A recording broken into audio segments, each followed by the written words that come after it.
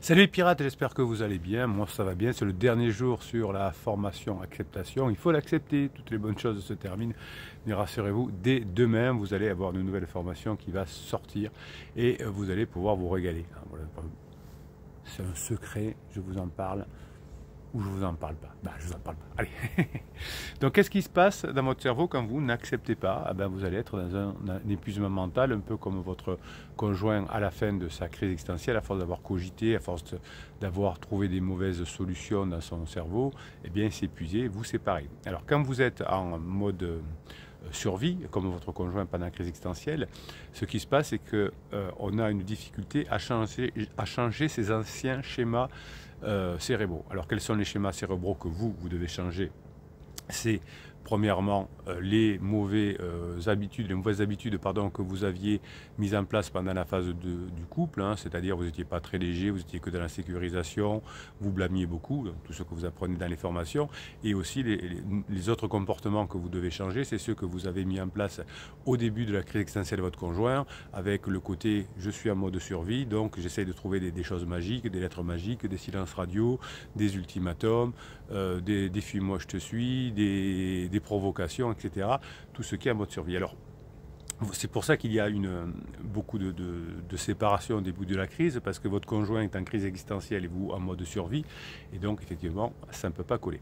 Alors, juste quelques mots, je vous ferai une formation complète là-dessus, mais quand on est en mode survie, finalement, qu'est-ce qui se passe?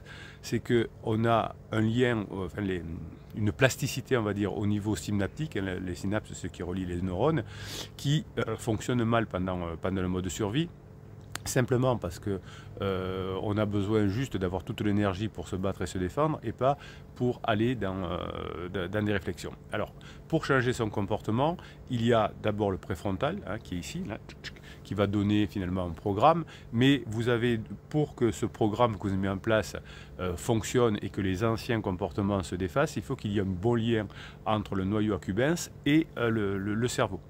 Et ce lien qui se fait par des neurones, des synapses, quand vous êtes en mode survie, vous utilisez très peu ce lien-là et donc les synapses se dégradent. Alors, elles se dégradent chez vous qui sont en mode survie, mais aussi chez votre conjoint qui est en crise existentielle, puisque le but de la crise existentielle, c'est de reconfigurer son cerveau pour passer d'adulte à adulte mature, par exemple. Et donc, la plasticité synaptique aussi vont faire que votre conjoint va très peu réfléchir, ou en tout cas va très peu prendre de bonnes décisions. Donc il faut bien qu'il y en ait un des deux sur les deux qui prennent les bonnes décisions. Donc ce sera vous qui allez sortir du mode survie et qui allez passer dans un mode pirate finalement, à force de mettre en place des inputs dans votre cerveau avec les formations, des idées dans votre cerveau dans les formations. Chaque fois que vous les écoutez, une formation, ça rentre dans votre inconscient. Et comme vous allez sortir du mode survie par les neurohypnoses notamment, vous allez récupérer votre préfrontal qui va aller chercher les informations même inconscientes que vous avez mis dans votre cerveau. En revanche, quand vous êtes en mode survie, vous faites que des choses banales qui pourraient marcher sur du court terme si vous faites attaquer par un ours dans la rue, mais pas pour sauver votre couple et votre conjoint en crise. Donc votre conjoint en crise va avoir une difficulté de plasticité cérébrale, notamment au niveau des synapses, pendant toute sa crise existentielle, parce qu'il y a une refonte biologique à l'intérieur du cerveau. Plus vous allez mettre du stress avec votre conjoint, plus la maturation sera lente, donc mieux ça va se passer avec votre conjoint, plus la maturation sera rapide, il sortira de sa crise existentielle plus rapidement. Alors évidemment, au début, vous êtes la bête noire. Ensuite, comme vous changez, comme vous passez des bons mois avec votre conjoint, parce que vous apprenez à le faire dans les formations, eh bien, la bête noire, c'est pansement, c'est le groupe d'amis qui le perturbe, qui prend son argent, je ne sais pas quoi, ou la relation adultère. Et en tout cas, c'est plus vous, et votre relation est apaisée entre vous. Et les relations avec pansement vont se dégrader, mais ça, c'est pas votre problème. Et puis, elles sont beaucoup moins fréquentes, ces relations avec pansement, qu'avec vous, si vous faites en tout cas ce qu'il faut. Donc, voyez que quand vous êtes en mode survie, finalement, vous allez vous épuiser parce que vous allez abîmer votre lien entre l'accumbens et le préfrontal au niveau synaptique, et plus vous allez retrouver cette liaison, plus vous allez l'utiliser en faisant les formations, plus vous allez avoir de la souplesse et vous allez avoir de la possibilité de changer votre fonctionnement. Donc ça va passer par une acceptation, et si vous passez par l'acceptation, ça va vous permettre effectivement de pouvoir sortir de ce mode de survie. Donc l'épuisement des ressources mentales de votre conjoint peut ressembler finalement à ceux que vous avez mis en place vous aussi pour récupérer votre conjoint. Alors à l'époque, c'est-à-dire dans les années 2000, en neurosciences on pensait que les longues périodes d'effort mental entraînaient une chute de taux de glucose sanguin et d'autres molécules qui fournissent le cerveau en énergie. Donc je vois d'ailleurs encore, vous m'envoyez de temps en temps des vidéos ou des textes de psy ou de coach sur internet qui continuent à expliquer que finalement l'épuisement mental vient d'un problème de taux de glucose sanguin. C'est-à-dire qu'ils en sont sortis, ils sont restés dans les années 2000 comme d'autres utilisent encore la PNL. Donc ces études des années 2000 ont corrobé effectivement une supposition révélant que nous subirions une tâche cognitive, après une tâche cognitive exigeante, une baisse de glucose. Et donc c'est d'ailleurs cette époque où on a mis en place le Red Bull, les choses comme ça, hein, pour les étudiants. On pensait que mettre un coup de glucose dans le cerveau permettrait d'avoir moins de fatigue mentale. Depuis, on a avancé en recherche, on n'est pas plus bête que les autres. En neurosciences, on s'est aperçu qu'on s'était trompé. Là, mais encore une fois, vous avez encore des psys ou des coachs qui sont restés là-dedans. Évidemment, aujourd'hui, l'ensemble des recherches montrent qu'il n'y a pas d'effet de baisse de glucose quand on va trop travailler. D'ailleurs, il n'y a pas énormément besoin de sucre chez les personnes qui sont en crise ou chez vous qui êtes dans un épuisement mental suite à une trop grande rumination. Finalement, on s'est aperçu que l'effet du glucose sanguin sur la performance cognitive était largement surévalué et que l'effet boost après Red Bull ou je ne sais pas quoi, ressenti par certaines personnes, ou alors il y avait des barres, vous savez, céréales là, riches en glucides, eh bien c'est très subjectif. On s'aperçoit qu'en réalité, il n'y a pas plus dans le cerveau, mais que peut-être on se sent mieux. Donc c'est un effet... ça y est, j'ai perdu le nom. Hein, c'est un effet... bon, si placebo, ouais, c'est ça. Donc finalement, dans des études plus récentes, hein, notamment je pense aux travaux de Wheeler et de Pessiglione qui bossaient, ou je crois, je ne sais plus que les jours sont toujours à la Pitié-Salpêtrière, je crois qu'ils y sont encore. Finalement,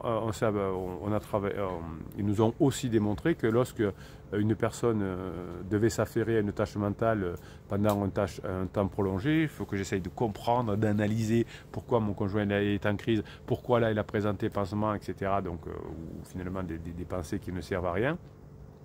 On s'aperçoit qu'on a du mal à résister à des petits plaisirs immédiats dans l'optique de recevoir une plus large récompense plus tard. Hein.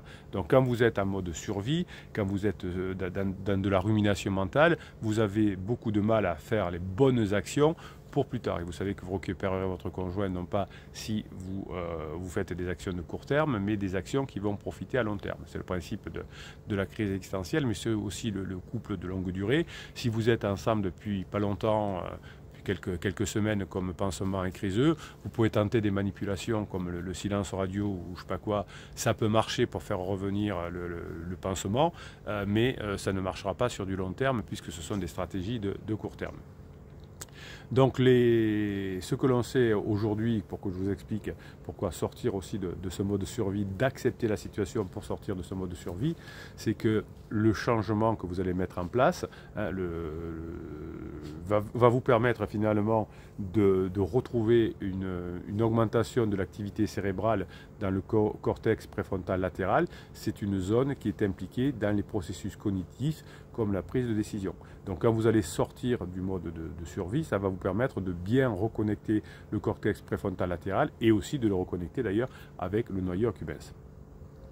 Donc on a recruté pour 40 volontaires autour de Pessiglione et de Wheeler et on leur a demandé finalement pendant 6h30, donc c'est-à-dire une longue tâche mentale, mais pendant la journée vous pouvez penser à votre conjoint en crise pendant 6h30, ça arrive, hein. On leur a demandé de faire des tâches mentales, enfin de faire marcher leur cerveau finalement, et on avait plusieurs, voilà, c'est la méthode de DN-BAC, peu importe, on s'en fout. Mais le but était d'avoir un niveau d'épuisement similaire à ce que vous avez quand vous pensez trop à votre conjoint, quand vous êtes en dépendance affective, et vous avez une formation pour la dépendance affective. Je vous rappelle d'ailleurs que toutes les formations, vous les retrouvez en descriptif de cette vidéo dans le catalogue des 120 formations. Donc finalement, on s'est aperçu que les personnes qui réfléchissaient trop, hein, c'est-à-dire avec qui on avait donné trop de tâches mentales, finalement, avaient été plus nombreux à choisir d'emporter une récompense immédiate plutôt que d'attendre pour encaisser un montant plus important à une date ultérieure. Donc là, c'était simple, on leur disait, voilà, est-ce qu'on leur faisait faire des tâches importantes. Alors, on ne dit jamais pourquoi on fait des tâches quand on est en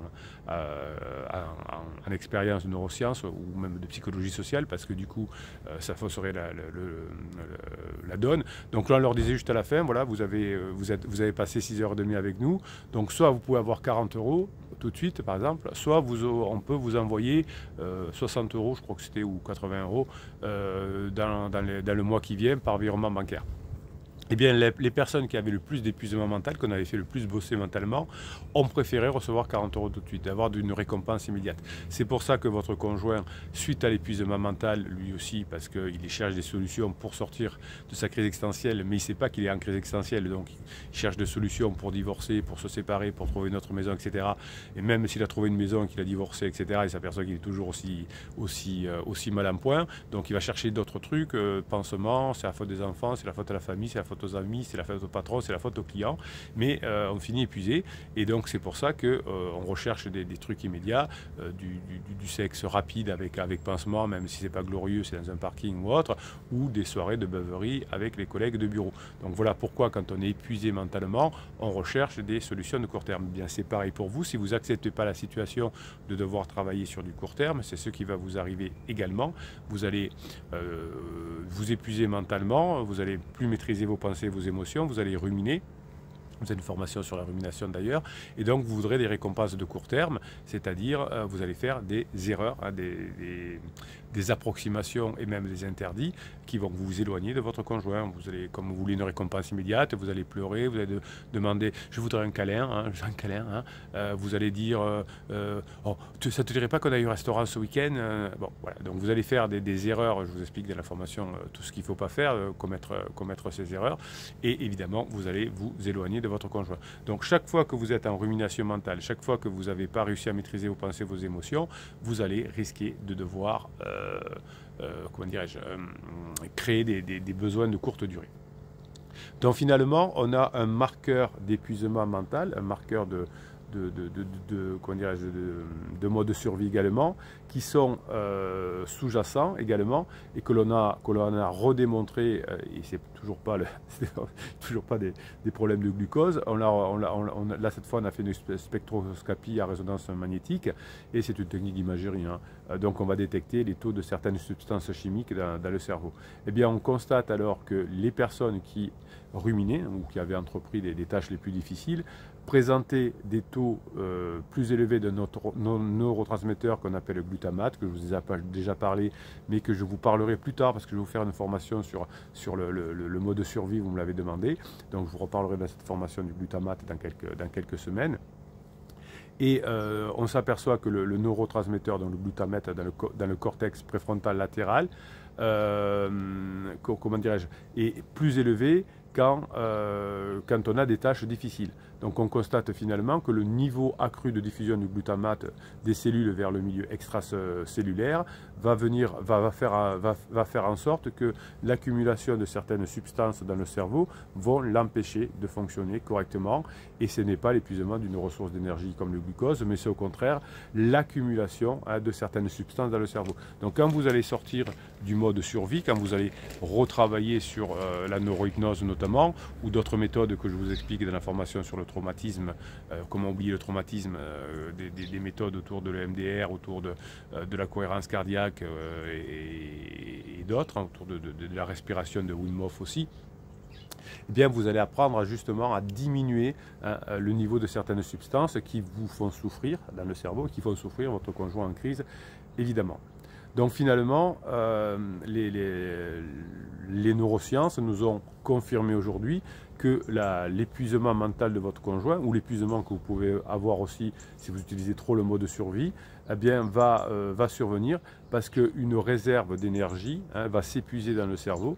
Non pas de façon, c'est-à-dire qu'il va manquer du glucose, mais il va manquer de substances pour éliminer ces substances, d'autres substances comme le glutamate, et qui vont se stocker et qui vont vous épuiser mentalement. Donc ce n'est pas des tâches physiques qui vont nous épuiser mentalement, qui vont nous épuiser, c'est surtout ce fonctionnement cérébral qui va faire que l'on va créer beaucoup de substances et que la récupération ne va plus être possible par l'élimination de ces substances. Donc c'est vraiment passionnant de voir qu'il existe des modèles différents dans lesquels la cumulation de certaines substances dans le cerveau l'empêche de fonctionner correctement pendant les crises existentielles, mais aussi pendant le fonctionnement en mode cerveau que vous avez. Et finalement, si vous arrivez à éliminer ce glutamate ou ne pas le créer par le mode survie, vous allez apprendre par les respirations, par la neurohypnose, etc., ne pas rentrer là-dedans, et vous allez avoir des concentrations qui vont être moins source de fatigue et donc qui vont vous permettre de mieux réfléchir. Donc les concentrations de glutamate dans différentes parties du cerveau, notamment dans le cortex visuel primaire, c'est-à-dire que quand je suis en mode survie, je vais surveiller tout le temps l'environnement pour ne pas mourir. C'est pour ça que vous avez du mal à dormir la nuit, c'est pour ça que je vous avais fait une formation sur le sommeil pendant la crise de votre conjoint et pendant le mode survie. Et donc finalement, comme vous allez être toujours en train d'observer en mode survie l'extérieur pour ne pas vous faire attaquer par un ours par exemple, et bien finalement on va avoir une sollicitation répétée de cette zone du cortex visuel primaire, et ça aussi, ça va vous entraîner des dysfonctionnements, des créations de substances dans le cerveau qui ne devraient pas être là et qui vont vous empêcher de bien réfléchir et qui vont vous continuer à avoir des besoins de récompenses de court terme qui vont éloigner votre conjoint. Comme votre conjoint a besoin lui aussi de récompenses de court terme avec petit chou, avec pansement, avec l'achat de la voiture de sport ou avec les bringues avec les copains, et qui vont l'éloigner effectivement d'abord de vous si vous ne faites pas ce qu'il faut, mais aussi d'une sérénité, et qui va épuiser votre conjoint. Et on va ensuite passer à la fin de la crise existentielle dans la phase d'épuisement. Je vous avais fait une formation pour bien gérer la phase d'épuisement de votre conjoint, et vous voyez que l'ensemble des personnes qui sont en crise vont être épuisées pendant le fonctionnement pendant la fin de la crise et ce problème de fonctionnement en mode survie. En résumé, c'est très important. Donc votre fatigue mentale ne vient pas du fait qu'il vous manque du glucose dans le cerveau, mais que vous créez trop de glutamate. Donc ce n'est pas en injectant des choses dans votre cerveau comme de la drogue, de l'alcool, ou pour vous calmer, que vous allez diminuer le taux de glutamate, mais vous allez diminuer le taux de glutamate d'abord en faisant du sport, etc., mais surtout en ne le créant pas, donc en sortant de ce mode de survie. Donc ça ne sert à rien de prendre des drogues, de l'alcool ou autre, c'est que des récompenses de plaisir de court terme ou le pansement pour votre conjoint, qui vont vous entraîner plutôt des conséquences graves et un épuisement à la fin, parce que la drogue, le petit chou ou l'alcool ne va pas diminuer le taux de glutamate, au contraire, le taux de glutamate sera toujours là, votre cerveau va s'épuiser, ou le cerveau de votre conjoint en crise va s'épuiser, et effectivement à la fin on est totalement épuisé, et tout ce qu'on a essayé de mettre en place, les plaisirs de court terme, n'ont pas réussi à déterminer à diminuer le taux de substance de glutamate, et c'est pour ça qu'on est épuisé. Acceptez la situation, acceptez que votre conjoint traverse une crise existentielle, c'est pas grave, si vous faites ce qu'il faut, votre couple sera toujours vivant à la fin de la crise existentielle, mais vous faites ce qu'il faut pour sortir de cette réflexion trop intense. Donc créez-vous avec les formations une base solide de fonctionnement cérébral, une base solide de fonctionnement du couple, notamment pendant la crise existentielle. Ça va vous permettre de alléger votre pensée, de diriger votre pensée non pas sur l'analyse qui vous cafie de glutamate, mais plutôt d'actions qui vont vous permettre au contraire de créer de la dopamine, de la sérotonine, et c'est comme ça que vous allez récupérer votre conjoint. Votre conjoint traverse une crise de couple, traverse une crise existentielle. C'est pas de votre faute, c'est pas votre problème, mais votre problème, c'est de bien gérer cette situation-là. Et pour ça, ça va partir, vous allez récupérer votre conjoint grâce à votre travail, grâce au changement cérébral Vous auriez dû peut-être même le faire déjà dans la phase 2 du couple, vous ne l'avez pas fait. Vous êtes obligé de le faire dans la phase 3 pour rester avec votre conjoint et pas trop souffrir. C'est pas grave, c'est un travail, vous savez ce qu'il vous faut faire, vous avez 120 formations à votre disposition, vous savez que les neurosciences vont vous aider. Refusez les plaisirs de court terme, du silence radio, de la lettre magique, du fuis-moi je te suis ou de l'ultimatum je te mets dehors. Ça, ce serait un plaisir de court terme pour dire ah je lui ai dit, et ensuite vous le regretterez comme des personnes qui ont dit puisque c'est comme ça, je m'en vais, je prends un appartement et qui le regrettent après parce qu'il va falloir trouver en coaching une stratégie pour revenir à la maison pour recréer le lien. On fait tous des erreurs quand on est en mode survie parce que l'on privilégie les solutions de court terme et ce n'est pas ce qui fonctionne. Passez la journée que vous méritez, mes pirates adorés. On accepte la situation, on accepte que la crise existentielle crée des crises de couple et par la formation sur comment accepter et changer la donne, vous allez avoir les bonnes solutions pour y arriver. Passez la journée que vous méritez, mes pirates adorés.